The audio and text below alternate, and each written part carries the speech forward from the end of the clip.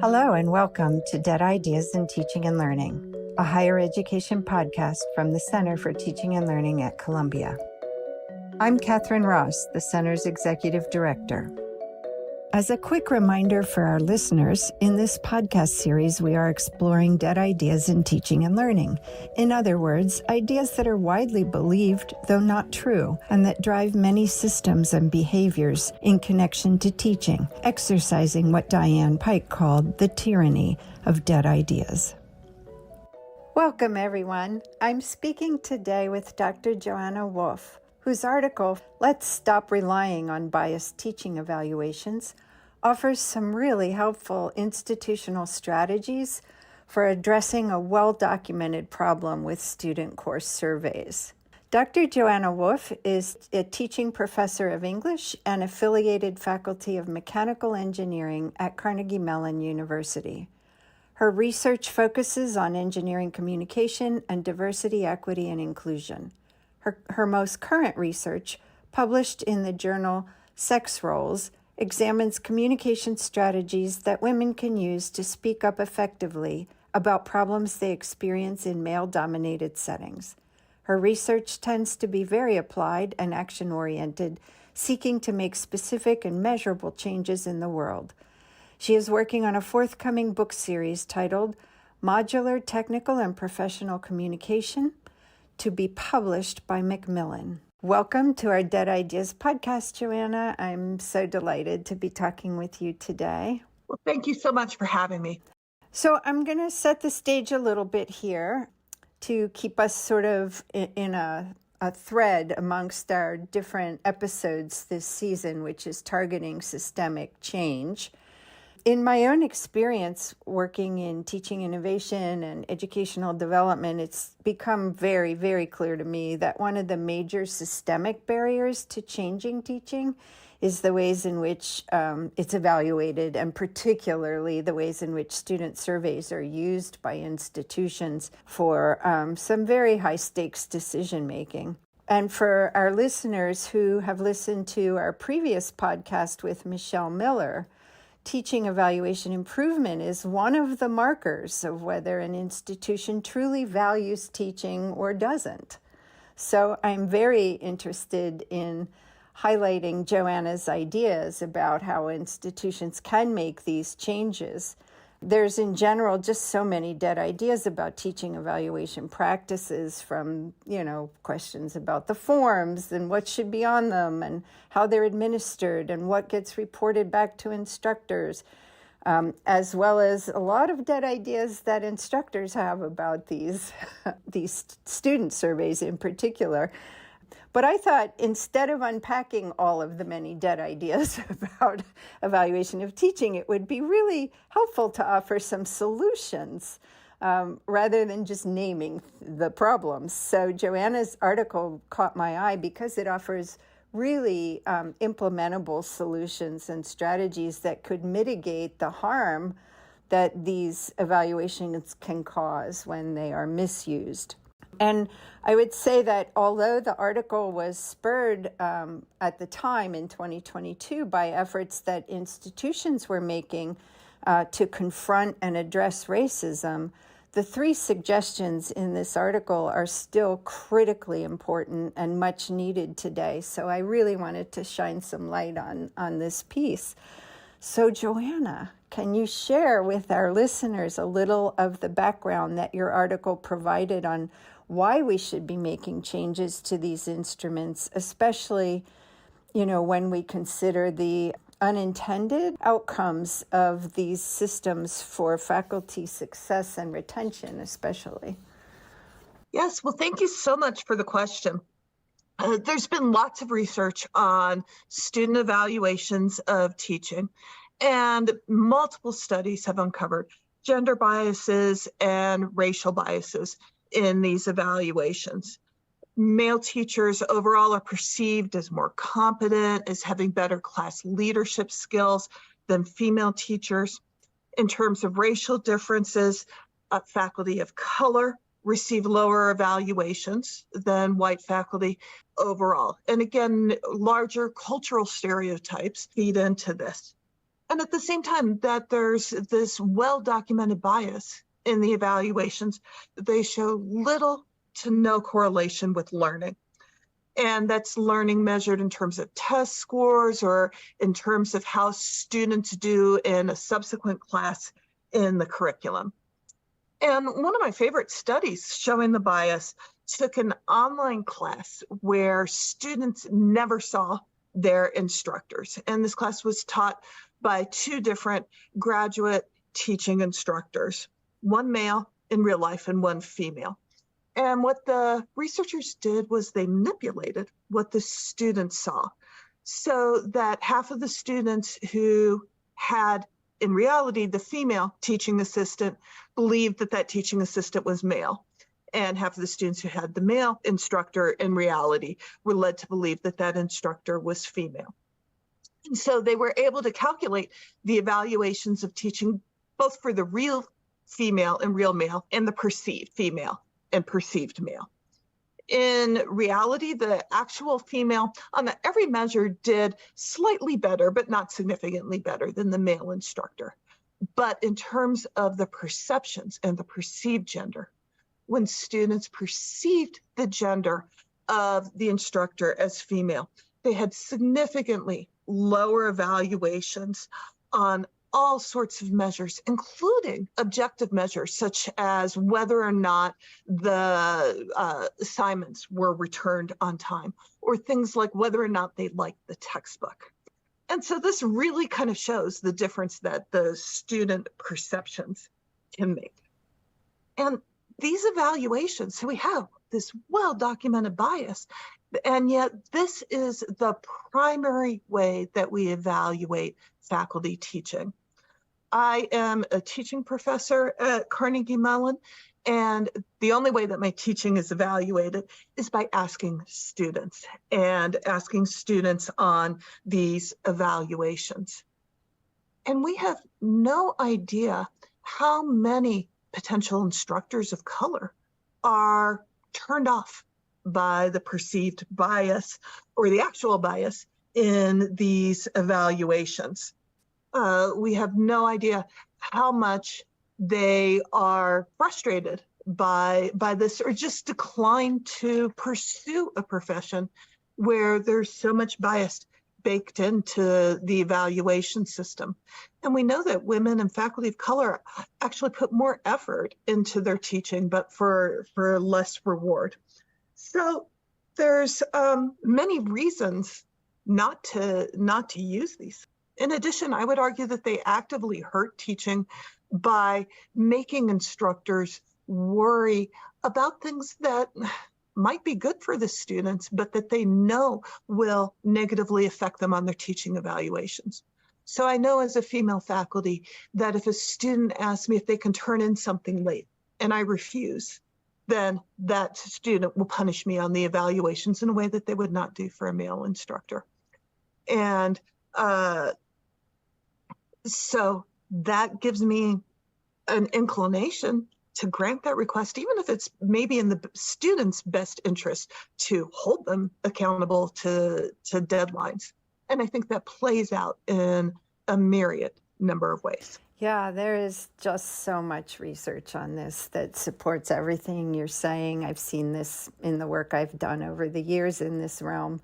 And it's very, very hard to underestimate the impact that it has on faculty retention, particularly, I think, in STEM disciplines. It really can be even harder because there's research going back decades that in general, science instructors can get lower overall evaluations than instructors in the humanities. So there's all these sort of layers of problems. And I'm really glad that you were able to address that, in a very clear way so that we can see.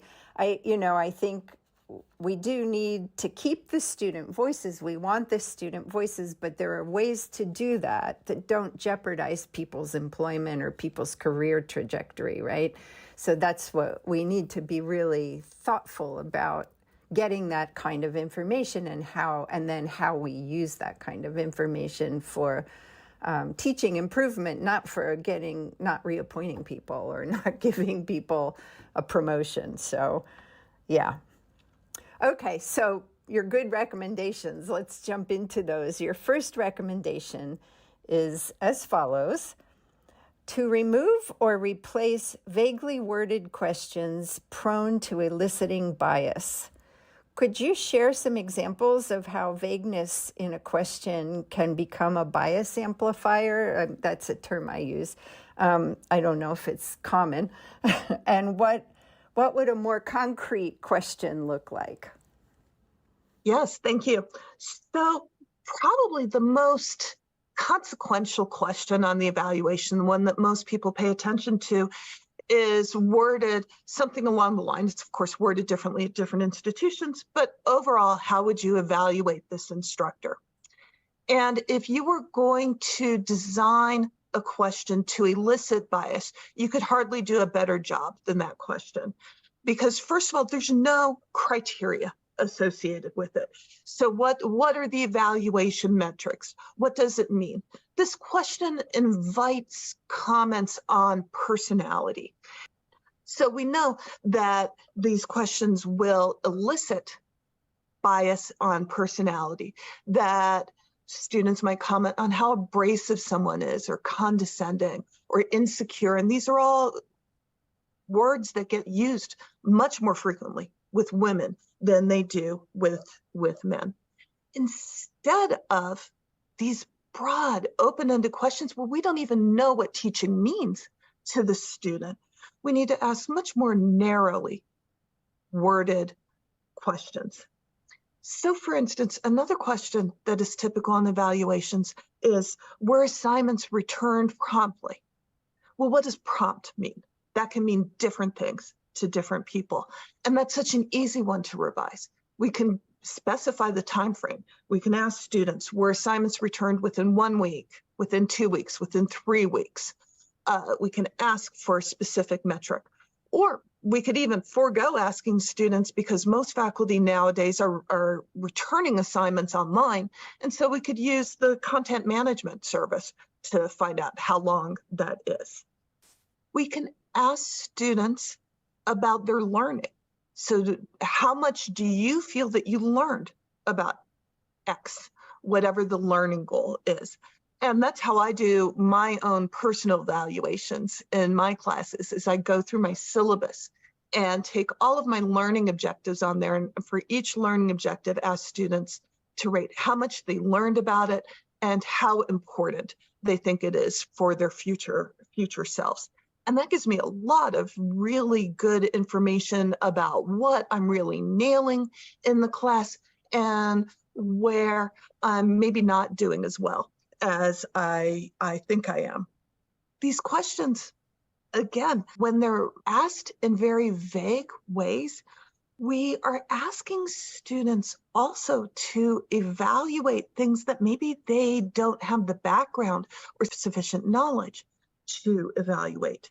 So for instance, when we ask them to evaluate teaching, well, one of the reasons that more faculty do not adopt active learning principles in their classes, even though we have tons of evidence suggesting that active learning is much more effective than passive learning, is because to students, that can look like the teacher isn't doing anything. They aren't doing what the student considers teaching. So even though the student learns more in that environment, when they're asked to evaluate the faculty's teaching, they might say, well, the faculty didn't really do anything. They just let us do stuff, and they just let us talk to other students and engage them. I had to figure it all out myself.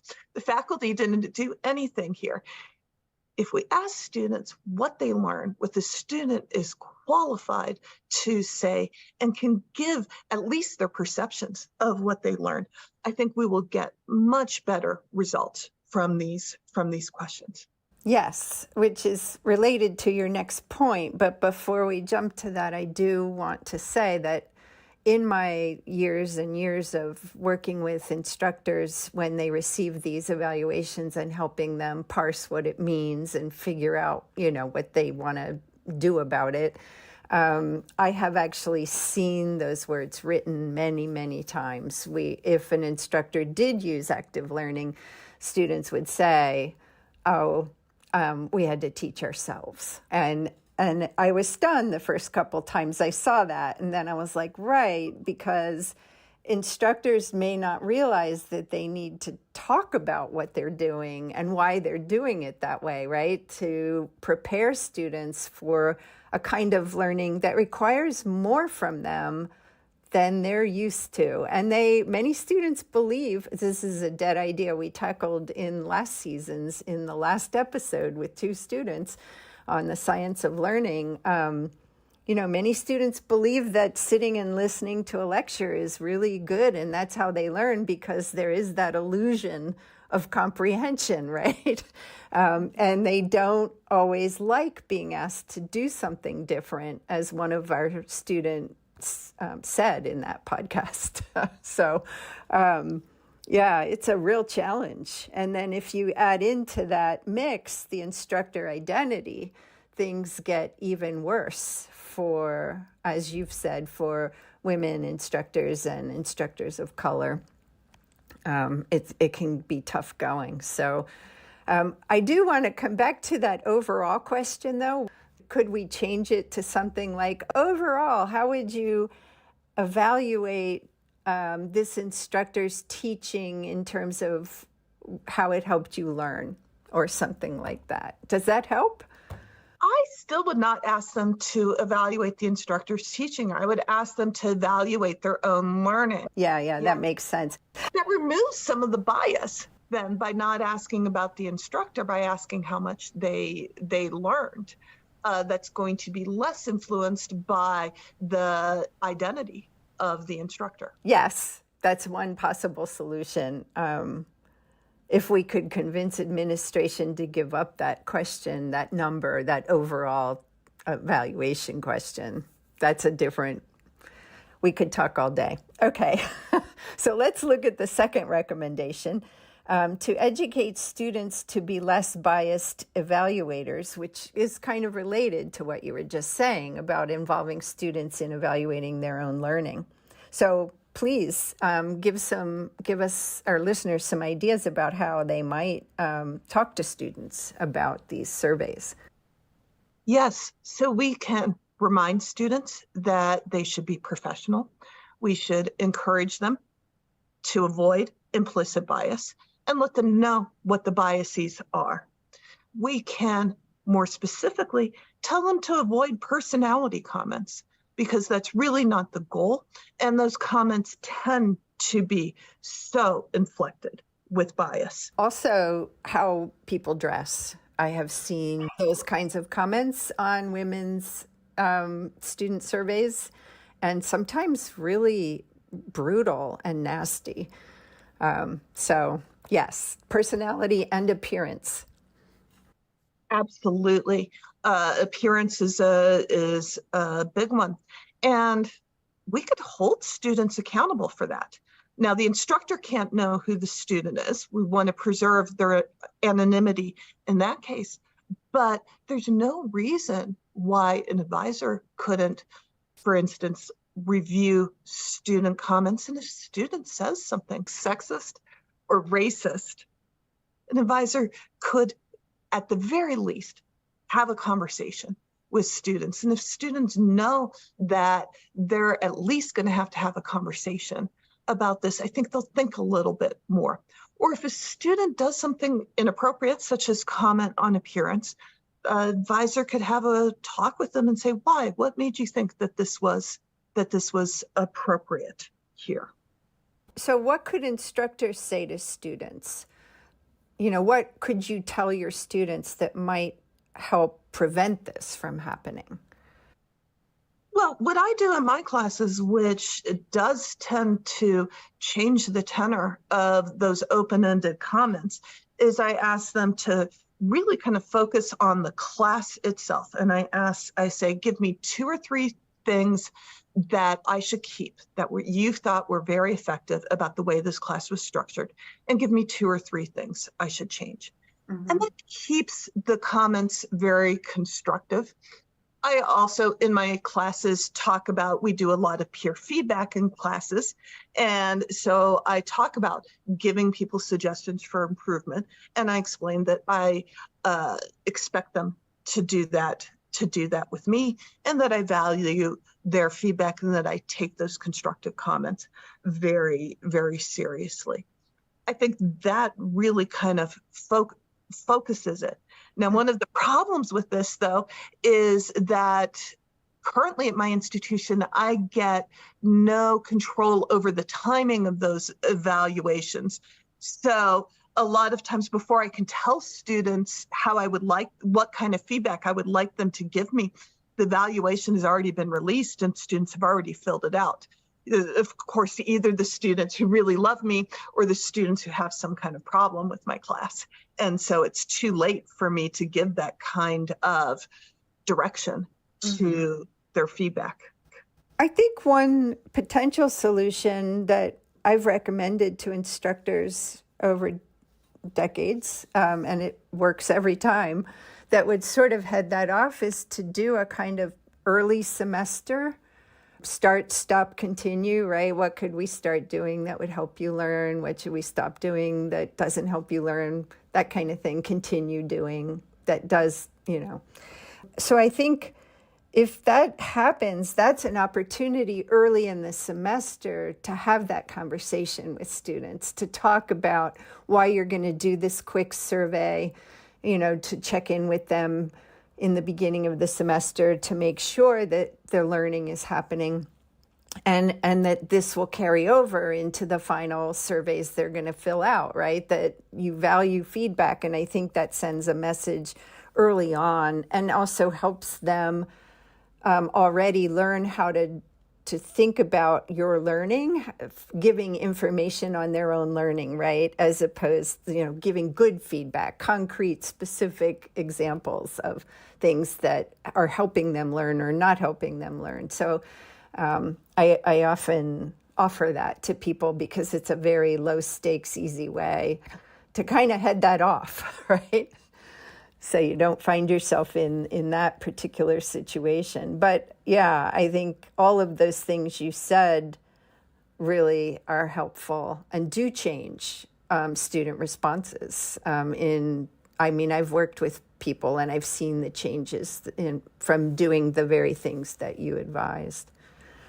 So finally, the third step that universities could take would be to incentivize faculty members to study ways to mitigate bias in teaching evaluations. I really thought this was a great idea, and I did see it in action at one university that I worked at. It took 5 years, but it worked. But yeah, using this in-house expertise to develop better instruments. Would you see this work happening, do you think in a department, or is this a Senate thing, or like a task force kind of situation? The experience I had was it started as a task force, and then it went to a Senate committee, and then from there it finally went for approval through the Senate. I would think as a task force, but maybe one that is commissioned by the Senate, so that it goes through the faculty Senate. But this just seems like such a no-brainer, because so many schools, so many institutions have faculty in psychology or in the School of Business who study evaluations. It just doesn't make sense, especially when they are so instrumental and central to our lives as faculty. Yeah, absolutely. Totally. And I think in the case that I was involved in, we finally had a pilot ready to go, and we had faculty volunteer to do both the old form and the new form. And we also were able to ask students questions about the forms and, any reactions they had to the new form, which was hugely valuable. And then over the summer, 2 faculty, I think from the School of Education, went through all the results of multiple large classes. These were large intro classes. and did all of the psychometric evaluation of the forms. So we knew in the end, with their suggestions incorporated, that we had a valid and reliable instrument. That makes so much sense. We have so much expertise in-house.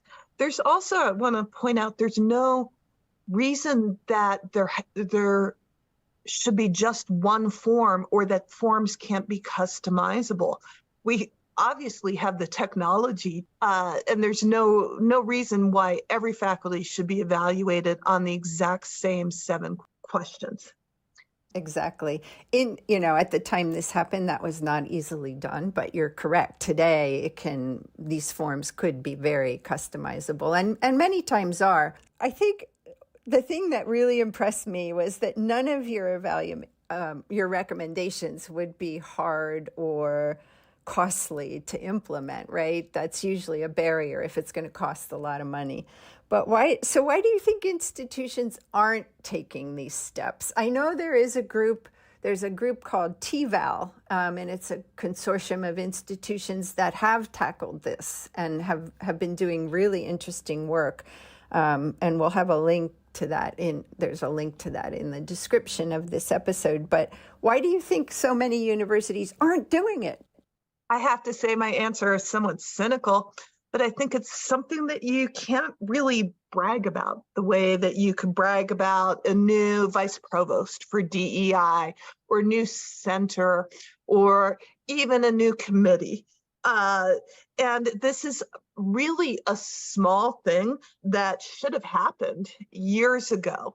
So almost by tackling it and making it too public, the institution is kind of opening itself up for criticism of, well, why have you been functioning that way for all these years?